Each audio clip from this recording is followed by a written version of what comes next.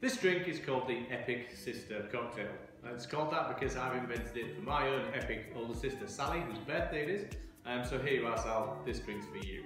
So I'm going to start by pouring in some Prosecco. You can use just a dry white wine, Sauvignon Blanc, Pinot Grigio, that kind of thing, but as it's a celebration, I thought I'd go with the bubbles. So we're going to pour some of that into our ice-filled glass just to kick things off.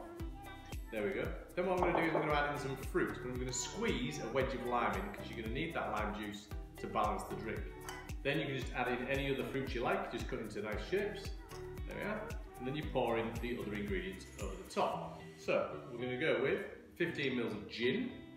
So let's throw that in there. There we go. 10 ml of maraschino liqueur. Straight in the glass.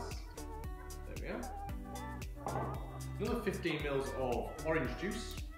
So let's add some colour. There it is. And then 25 ml of peach puree. So just pour that in there. We should just be able to drop that into the glass as well. Then what we're going to do is just give that a bit of a stir to get things going, like this. Make sure you get the peach in there. Just give that a bit of a mix around, like so.